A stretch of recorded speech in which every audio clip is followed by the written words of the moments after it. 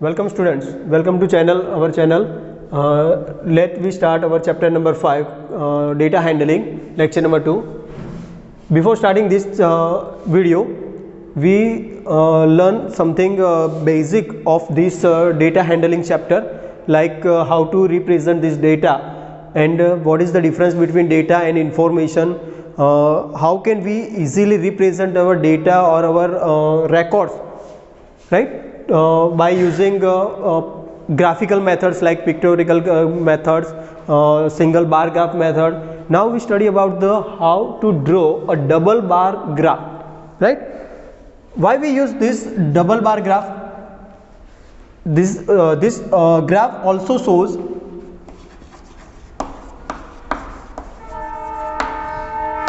set of records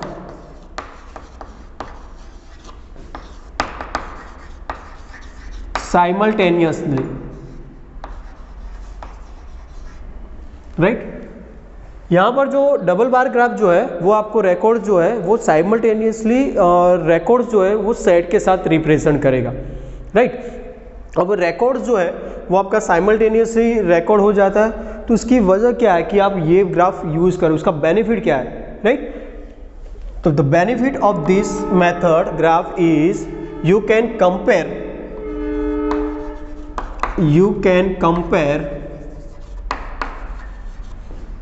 records। आप यहाँ पर records जो है उसको कंपेयर कर सकते हो। फॉर एग्जाम्पल मान लो कि आपकी स्कूल की जो रिजल्ट जो है उसमें मैथ्स और साइंस जो दो सब्जेक्ट है, ये दो सब्जेक्ट का कोई कंसेक्यूटिव 2 ईयर्स के लिए आपको रिकॉर्ड चेक करना है, कंपेयर करना है, तो कैसे करेंगे? या तो कोई ऐसा देख लो, मान लो कि 5 साल का हम रिकॉर्ड चेक कर रहे हैं मैथ्स और साइंस का, दोनों का कंपैरिजन करते हैं कि कौन से साल में कितना रिजल्ट आया था, कितना मतलब कौन सा सब्जेक्ट का रिजल्ट ज़्यादा था, कौन से सब्जेक्ट का रिजल्ट कम था। तो वो अगर कंपैरिजन करना है, राइट, और एक ही ग्राफ के अंदर आपको रिप्रेजेंट करना है, then you must have to use double bar graph, right. Single bar graph आप यूज कर सकते हो, लेकिन आपको कंपैरिजन के लिए क्या करना पड़ेगा? 2 ग्राफ बनाने पड़ेंगे। लेकिन instead of making 2 graphs we can use a double bar graph through which you can compare both subject at one place, right। तो ये दो सब्जेक्ट जो है वो हम यहाँ पर कंपैरिजन करने वाले हैं, ठीक है फ्रेंड्स। तो कंपैरिजन के अंदर करना क्या है आपको? सिर्फ आपको जो बार ग्राफ जो था वो आप जानते हो कि बार ग्राफ के अंदर क्या होता है कि उसकी जो विड्थ जो होती है वो इक्वल होती है, right. Width must be same, right. तो यहाँ पर भी डबल बार ग्राफ है, that means you have to make width same, right। now we draw one bar graph। for example मान लो कि यहाँ पर आपका x कोऑर्डिनेट और y कोऑर्डिनेट है। दोनों जगह पे आप देख सकते हो कि x और y कोऑर्डिनेट पे आप कौन सी रिकॉर्ड्स जो है वो डिफाइन करने वाले हैं, वो आपको ज़रूरी है। मान लो कि ये आपका x एक्सिस है और ये आपका y एक्सिस है। y एक्सिस पे आप मान लो कि आप रिजल्ट होकर मार्क्स डिस्प्ले करने वाले हो, तो यहाँ पर हम लिखेंगे मार्क्स।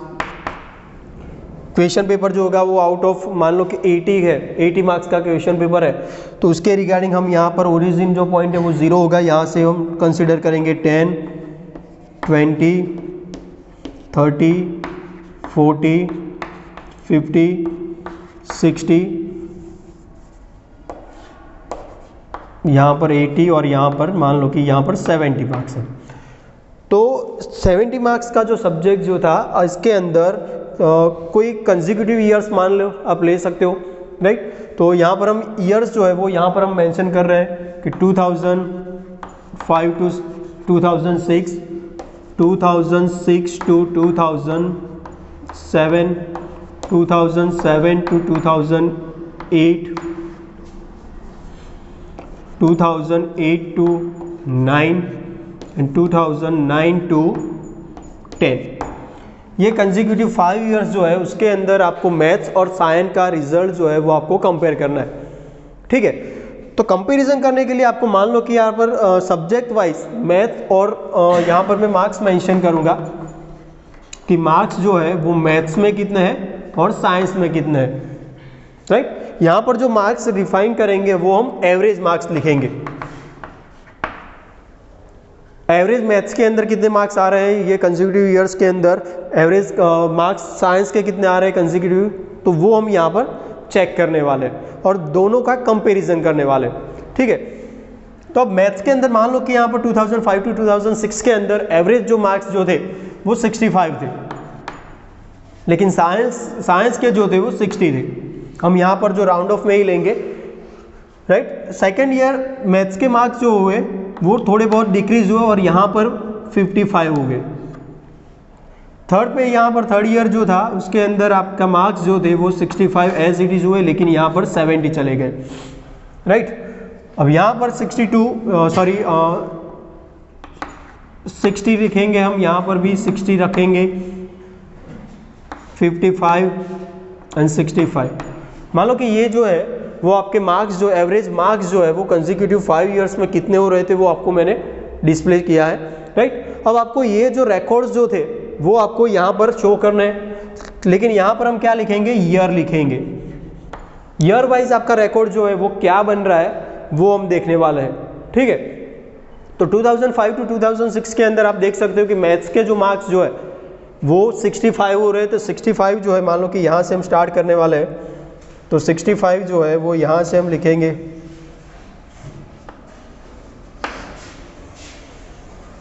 राइट।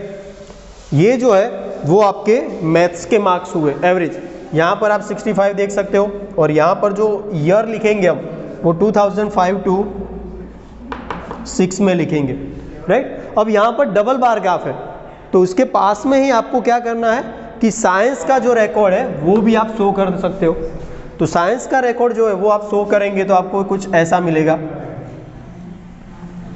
चलो ये हो गया, लेकिन ये दोनों बार ग्राफ जो है वो आप इट लुक्स लाइक सेम, लेकिन इनको डिफ्रेंशिएट करना है। तो मान लो कि ये जो साइंस के सब्जेक्ट के मार्क्स मिल रहे हैं आपको, उसको आप इंक्लाइन लाइन से मेंशन कर लो ताकि आपको डिफ्रेंशिएट करने में आसानी हो जाए, ठीक है। तो ये हो गए आपके साइंस और मैथ्स के 2005 टू 2006 के एवरेज मार्क्स, राइट। सिमिलरली आप मान लो कि 2006 टू 2007 का रिप्रेजेंट करना चाहते हो, तो आपको वही चीज़ करनी है। 2006 टू 2007 के अंदर 60 एंड 55 मार्क्स है, तो 60 मार्क्स जो हम यहाँ पर लिख कर करने वाले हैं, क्योंकि बार की विड्थ जो है वो इक्वल होनी चाहिए, ये ज़रूरी है यहाँ पर। अब सेकेंड वन जो है फिर साइंस के लिखेंगे 55, तो 55 जो होंगे वो यहाँ पर हम करने वाले हैं। चलो ये दोनों को डिफ्रेंशिएट करने के लिए आपको साइंस के जो मार्क्स है वहाँ पर हम इंक्लाइन लाइन ड्रॉ कर देंगे ताकि वो आपको पता चल जाए कि ये साइंस और मैथ्स के मार्क्स है, और यहाँ पर लिखेंगे 2006 टू 2007। नेक्स्ट जो है 2007 टू 2008 के अंदर हम वही मेथड करेंगे। मैथ्स के अंदर 65 मार्क्स है, तो यहाँ पर 65 जो है वो यहाँ पर ड्रॉ करने वाले हम।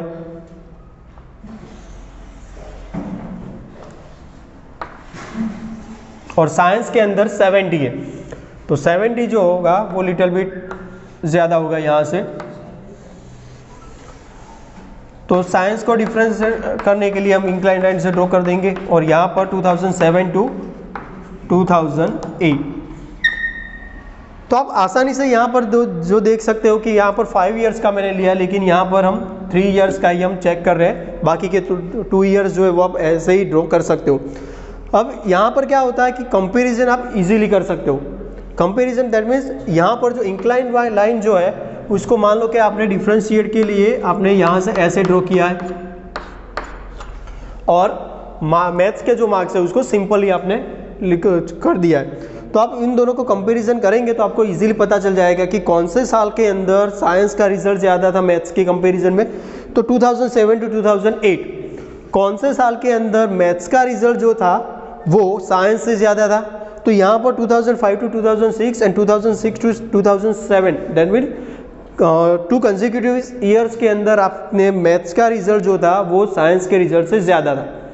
तो इसी प्रकार आप ये जो डबल बार ग्राफ जो है उसका यूज़ करके रिकॉर्ड्स जो है उसको साइमल्टेनियसली आप शो कर सकते हो, और रिकॉर्ड्स जो है उनको कंपेयर भी कर सकते हो।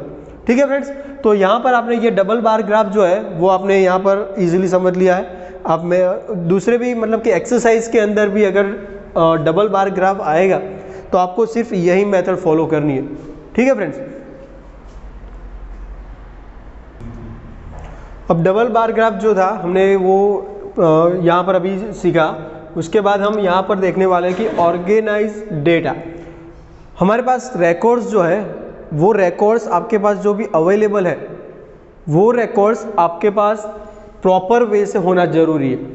अगर आपको सही मेथड पता है, आप बार ग्राफ यूज़ कर रहे हैं, पिक्टोग्राफ यूज़ कर रहे हैं, सभी मेथड्स यूज़ कर रहे हैं, चार्ट बार पाई चार्ट सभी यूज़ कर रहे हैं, लेकिन आपके पास अगर जो रिकॉर्ड जो है वो रिकॉर्ड अगर प्रॉपरली नहीं है तो आप उसको इजीली मैनेज नहीं कर सकते, राइट। तो हमारे पास जो रिकॉर्ड होगा, द रिकॉर्ड्स अवेलेबल विथ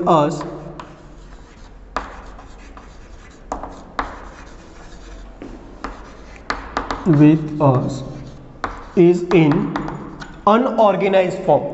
हमारे पास जो रिकॉर्ड होगा वो सारा अनऑर्गेनाइज्ड फॉर्म में है।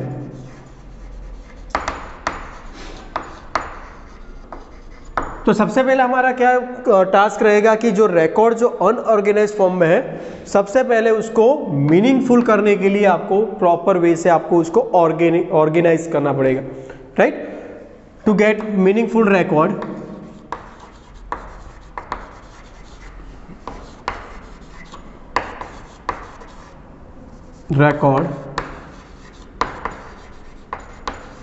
convert it in organized form।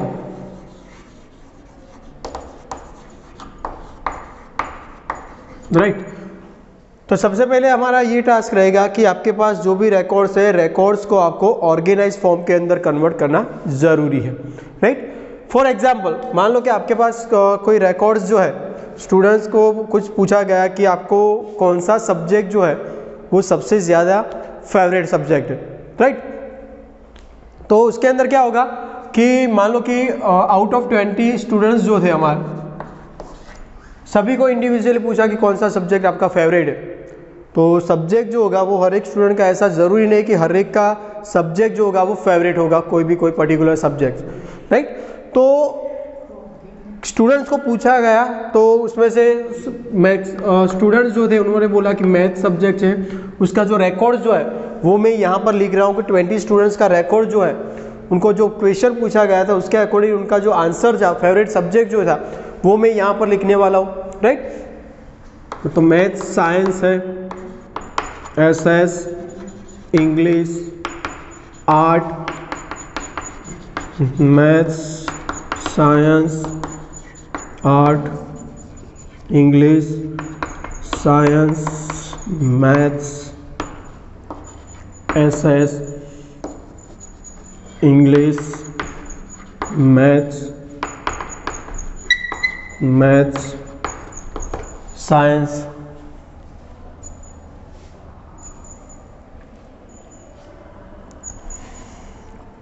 English, science, maths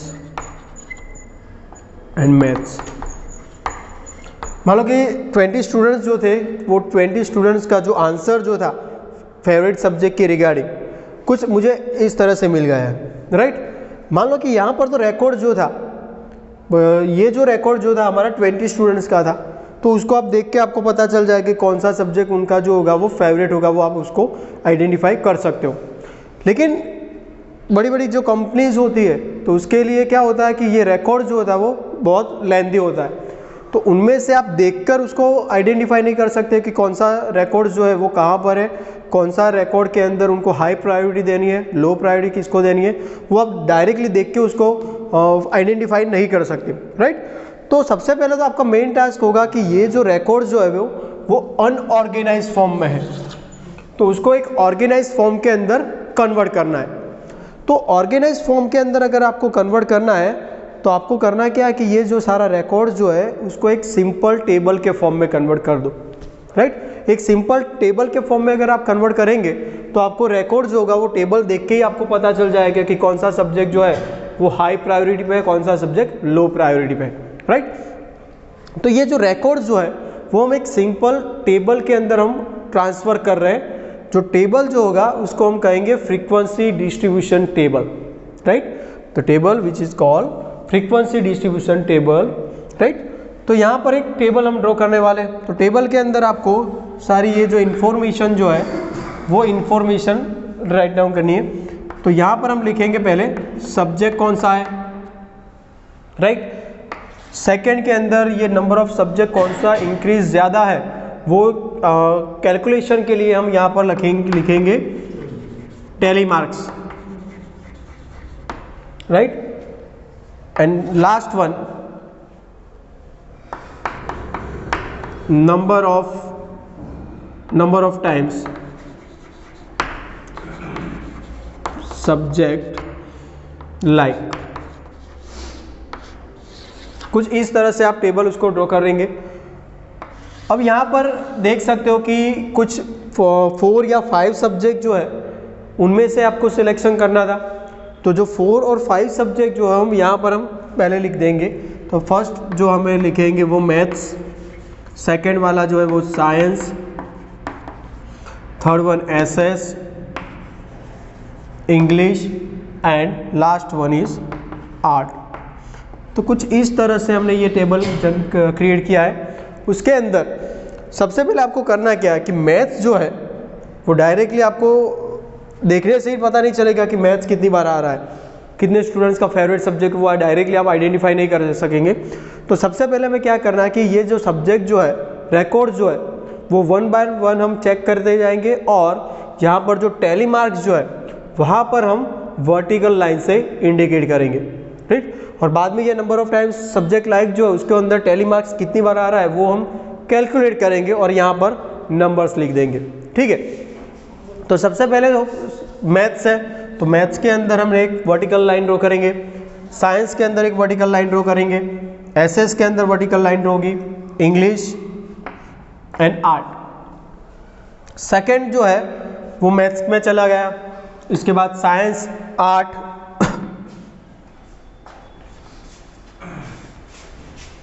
English, science, maths, English, science, maths, SS, English, maths, maths, SS, English, maths. अब यहाँ पर देख सकते हो कि यहाँ पर 4th वर्टिकल लाइन हमने ड्रॉ की है, राइट। तो उसको कैलकुलेशन के अंदर इजीली करने के लिए अगर मान लो कि मैं यहाँ पर कंटिन्यूसली मान लो कि यहाँ पर मैं ऐसे लाइन ड्रॉ करता जाऊँगा तो मेरा काम फिर से वही का वही हो गया, क्योंकि फिर से आपको यहाँ पर कैलकुलेशन करना पड़ेगा। उससे बेटर है कि यहाँ पर जब 4 वर्टिकल लाइन हो जाएगी और 5 का रिकॉर्ड कैलकुलेशन में लेना है आपको, तो एक इंक्लाइन लाइन मेंशन कर दो ताकि आपको पता चल जाए कि ये जो है वो कितने की एंट्री है, 5 की एंट्री हो गई है, राइट। उसके बाद science, English, science, English and science. फिर से साइंस आया, 4 हो गई है और एक एंट्री फिर से 5 वाली हो गई। मैथ्स, मैथ्स, अब यहाँ पर मैथ्स और यहाँ पर मैथ्स, ठीक है फ्रेंड्स। तो आप देख सकते हो कि ये सारा रिकॉर्ड्स जो था, सारे का सारा रिकॉर्ड्स वो हमारा सब्जेक्ट वाइज जो था वो हमने यहाँ पर टैली मार्क्स के अंदर शो कर दिया है। टैली मार्क्स जो है वो कुछ और एक्स्ट्रा नहीं है, लेकिन हमें कैलकुलेशन करने के लिए बहुत इजी रहे उसके लिए हमने ये वर्टिकल लाइन मेंशन की है, राइट। अब यहाँ पर जो भी लिखा है वो हम यहाँ पर शो करने वाले। लाइक यहाँ पर कितना मैथ्स के सब्जेक्ट लाइक्स कितनी हुई है, 5 and 2 दैट मीन्स 7। तो यहाँ पर 7 होगी, राइट। साइंस के अंदर आप देख सकते हो 5 है, एसएस के अंदर 2 है, इंग्लिश के अंदर 4 है एंड आर्ट के अंदर भी 2 है, राइट। तो आप ये जो है टेबल उसको देख के आप कह सकते हो कि कौन से सब्जेक्ट जो है वो स्टूडेंट्स का सबसे ज़्यादा फेवरेट है। तो आप कह सकते हो ये रिकॉर्ड जो है उसके अकॉर्डिंग आप कह सकते हो कि मैथ जो है वो सभी स्टूडेंट्स का फेवरेट सब्जेक्ट है, राइट। क्यों फेवरेट्स है, क्योंकि यहाँ पर आप देख सकते हो कि नंबर ऑफ स्टूडेंट्स जो है वो 7 है, सबसे ज़्यादा 7 जो है स्टूडेंट्स जिनको मैथ्स फेवरेट है। तो यहाँ पर आप देख के पता चल सकता है कि सबसे ज़्यादा फेवरेट सब्जेक्ट कौन सा है। आप ये भी कह सकते हो कि more than 50 students who likes maths and science, 50% students जो है उनके अकॉर्डिंग आप कह सकते हो कि उनका जो फेवरेट सब्जेक्ट जो होगा they mostly like maths and science, right. तो यहाँ पर जो नंबर्स इंडिकेट किए हैं हमें, ये सारे जो नंबर्स जो क्या डिफाइन कर रहे हैं, frequency, number of students, that means they gives frequency of that particular subject, who likes that subject or who have favorite subject like this, right। तो यहाँ पर आपने ये फ्रीक्वेंसी जो मेंशन की है, ये जो टेलीमार्क्स जो था उसके कैलकुलेशन के बेस पे आपने ये यहाँ पर नंबर्स लिखे और नंबर्स के अकॉर्डिंग आप यहाँ पर फ्रीक्वेंसी जो है वो डिफाइन कर सकते हो। और कई बार क्या होता है कि एग्जाम्स के अंदर ऐसा जो टेबल जो है वो आपको मेंशन किया होगा और नीचे उसके नीचे कुछ क्वेश्चंस होंगे, तो क्वेश्चंस के अंदर ये पूछा जाएगा कि ये जो टेबल जो है वो क्या डिस्क्राइब कर रहा है, राइट। कौन से सब्जेक्ट जो है जिसके में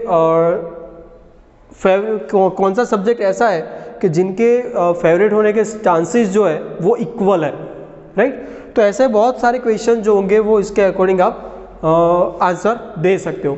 तो ये जो टेबल जो हुआ हमारा टेबल जो क्रिएट हुआ है, हमने क्या किया कि जो हमारा अनऑर्गेनाइज्ड फॉर्म में जो रिकॉर्ड्स जो था उनको हमने प्रॉपरली ऑर्गेनाइज्ड फॉर्म के अंदर कन्वर्ट कर दिया है और ऑर्गेनाइज्ड फॉर्म जो टेबल क्रिएट किया था उसको हमने डिस्ट्रीब्यूट कर लिया है। That's why this table is called frequency distribution table, right. तो ये हमारा हुआ फ्रीक्वेंसी डिस्ट्रीब्यूशन टेबल, और रिकॉर्ड जो था उनको ऑर्गेनाइज करना क्यों जरूरी है वो हमने यहाँ पर देख लिया है। ठीक है फ्रेंड्स, तो यहाँ पर हमने आज के वीडियो लेक्चर के अंदर हमने डबल बार ग्राफ और एक नया टॉपिक जो था ऑर्गेनाइजिंग डेटा, जो which is most important for this chapter, data handling chapters, right. Thank you.